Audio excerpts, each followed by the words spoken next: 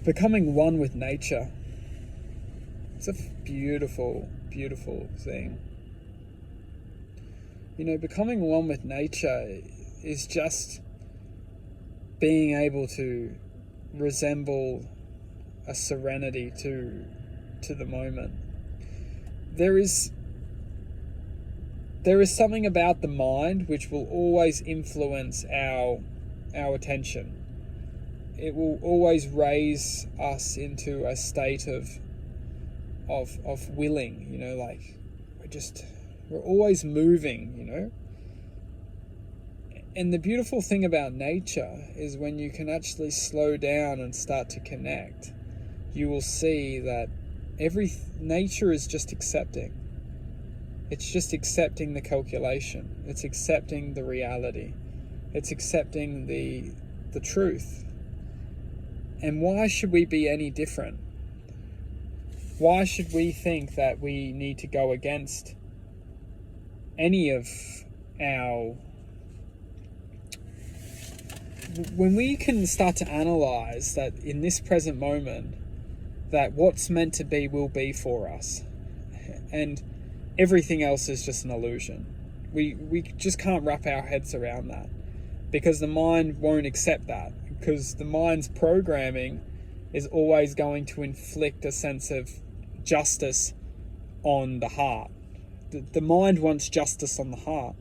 The mind doesn't want to just let the heart be and love and share its truth of just devotion to what's being and what's meant to be.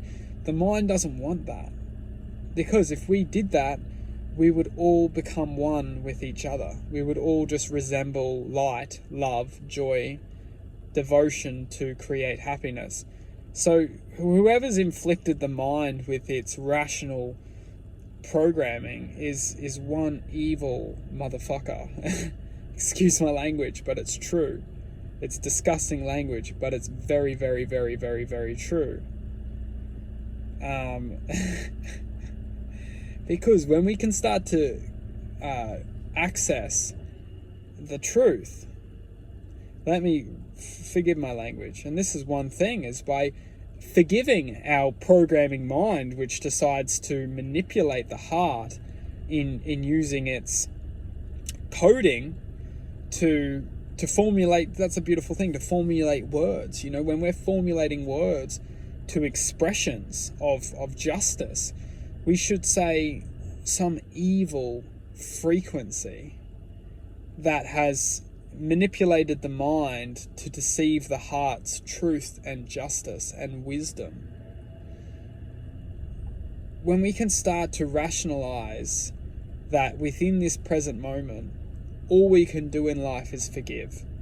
And as long as we're forgiving, we can accept the truth of our lives. We can accept infinite possibilities. It's only the mind which is inflicting a sense of judgment. And when we start to judge and start to criticize others, like that's a beautiful example. When I swore, is that me who's swearing? Is that the heart space who's swearing? Because as soon as I swore, I came back and felt a negative impulse shooting out into existence. And that's essentially what the mind does. It wants to shoot out negative impulses, so then people criticize and judge, where the heart then resembles a sense of like learning, because it can understand what the mind's doing, and then it's coming back, like I did and said, forgive my language, because we're living in a world where we're programmed, and no matter how much we're programmed, we always make mistakes. We all make mistakes, and it's about forgiving and accepting someone for a being who is learning and who is here to learn and needs to make mistakes to move forward. This is the essence of divine charity.